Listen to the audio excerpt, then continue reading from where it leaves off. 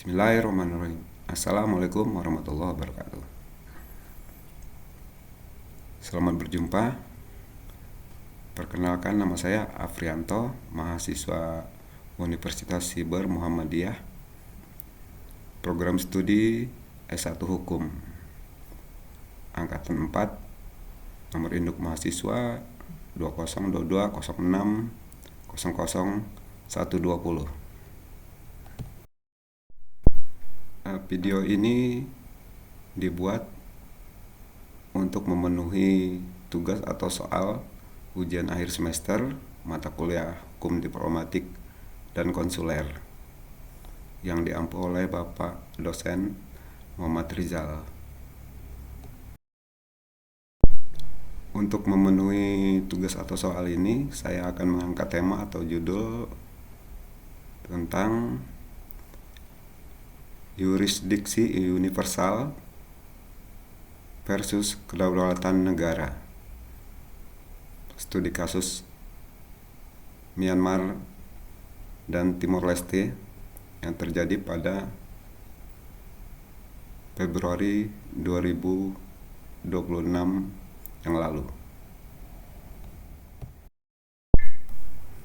Alasan saya memilih judul ini adalah karena kasus ini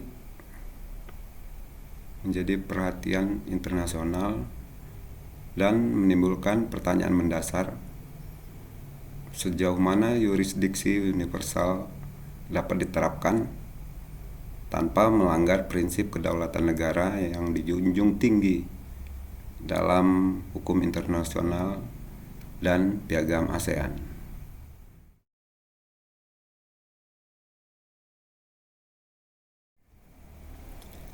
Pada tanggal 15 Februari tahun 2026 yang lalu, Myanmar resmi mengusir diplomat Timor Leste dari Yangon. Pengusiran tersebut dilakukan setelah Timor Leste membuka jalur hukum atas dugaan pelanggaran HAM berat yang dituduhkan kepada junta Myanmar. Laporan ini berdasarkan laporan dari organisasi hak asasi manusia CHIN atau CHRO yang menyebut adanya dugaan kejahatan perang dan kejahatan terhadap kemanusiaan, termasuk pemerkosaan massal, pembantaian warga sipil, hingga serangan udara terhadap fasilitas kesehatan yang dilakukan oleh junta Myanmar. Timor Leste melakukan atau mengajukan pengaduan ini melalui prinsip atau menggunakan jalur yurisdiksi universal yang memungkinkan pengadilan domestik suatu negara mengadili pelanggaran internasional meski terjadi di luar wilayahnya. Sementara itu, pihak junta Myanmar menyatakan kekecewaan besar atas langkah Timor Leste tersebut dan menuding tindakan tersebut melanggar piagam ASEAN, khususnya prinsip kedaulatan dan non-intervensi. Dengan alasan tersebut, pemerintah Myanmar kemudian melakukan pengusiran terhadap diplomat Timor Leste.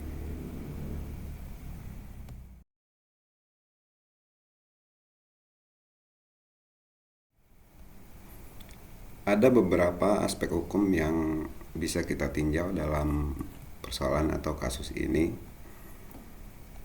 Yang pertama adalah prinsip yurisdiksi universal, sebuah prinsip hukum internasional yang memungkinkan pengadilan suatu negara mengadili pelanggaran berat seperti genosida, kejahatan perang, kejahatan terhadap kemanusiaan meski terjadi di luar wilayahnya. Prinsip ini mempunyai dasar normatif Konvensi Jenewa 1949 dan Statuta Roma tahun 1998 Juga praktik pengadilan nasional, misalnya seperti kasus Pinochet di Inggris. Kemudian yang kedua adalah prinsip kedaulatan negara dan non-intervensi. Sebuah prinsip fundamental dalam hukum internasional yang intinya adalah setiap negara berhak mengatur urusan dalam negerinya tanpa intervensi pihak luar. Prinsip ini mempunyai dasar normatif Piagam PBB pasal 2 dalam kurung 1 dan Piagam ASEAN pasal 2 dalam kurung 2E tentang non-intervensi.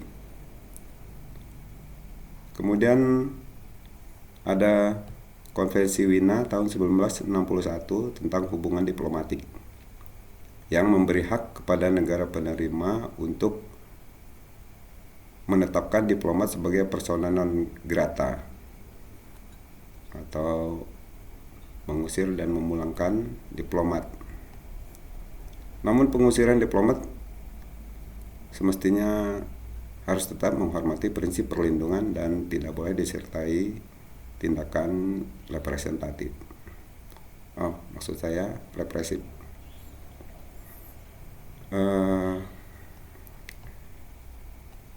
Menurut pernyataan resmi dari junta Myanmar sendiri, tindakan Timor Leste ini dianggap melanggar Piagam ASEAN, khususnya prinsip kedaulatan dan non-intervensi. Prinsip ini terkandung dalam Piagam ASEAN pada pasal 2 ayat 2E yang berbunyi menghormati kedaulatan, kesetaraan, integritas teritorial, dan identitas nasional semua negara anggota ASEAN. Juga pada pasal 2 ayat 2F tidak melakukan intervensi dalam urusan internal negara anggota ASEAN. Jadi dari sudut pandang Myanmar, langkah Timor Leste membuka kasus hukum terhadap junta Myanmar ini dengan dasar yurisdiksi universal dianggap sebagai bentuk intervensi terhadap urusan internal Myanmar, sehingga diklaim bertentangan dengan prinsip dasar ASEAN atau berdasarkan Piagam ASEAN.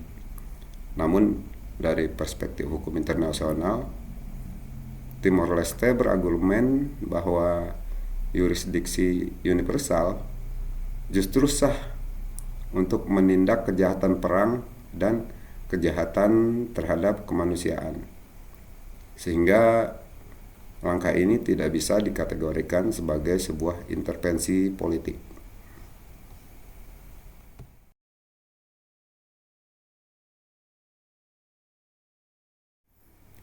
Implikasi dari terjadinya kasus ini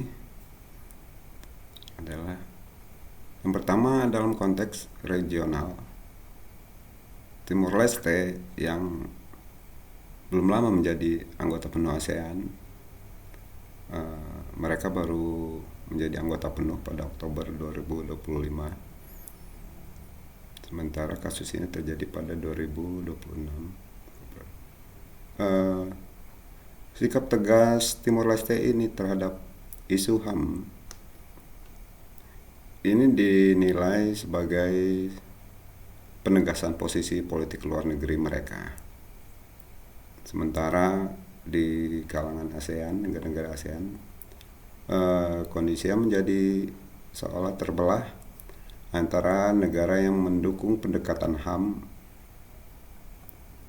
dan kelompok yang menekankan non-intervensi seperti Thailand dan Kamboja. Sementara implikasi di lingkup internasional sendiri secara global, Myanmar sebenarnya sedang menghadapi tuntutan genosida terhadap Rohingya di Mahkamah Internasional, sehingga Dengan adanya kasus ini, tekanan internasional menjadi semakin besar terhadap Myanmar.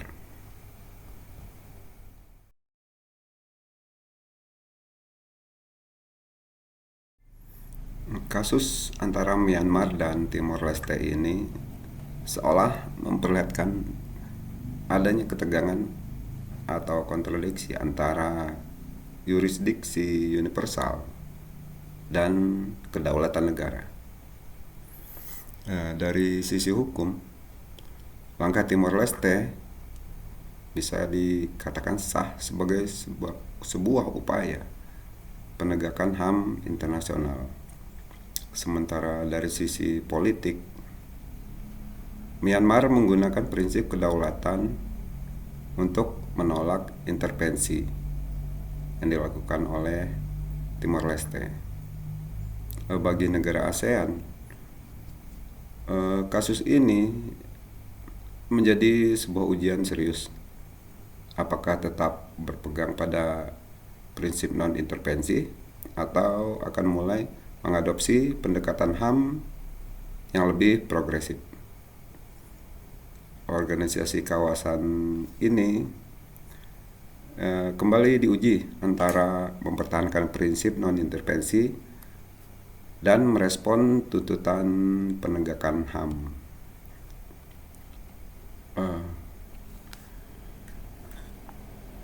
ASEAN perlu merumuskan mekanisme regional untuk menyeimbangkan prinsip non-intervensi dan dengan penegakan HAM. Timor Leste sendiri dapat menjadi aktor normatif baru yang mendorong ASEAN untuk lebih responsif terhadap pelanggaran HAM. Kasus ini layak dijadikan sebuah studi komparatif dengan kasus Rohingya di Mahkamah Internasional untuk melihat konsistensi penerapan yurisdiksi universal.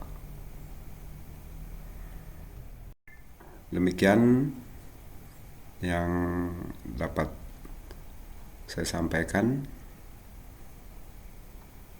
Kurang lebihnya mohon maaf. Terima kasih atas perhatian.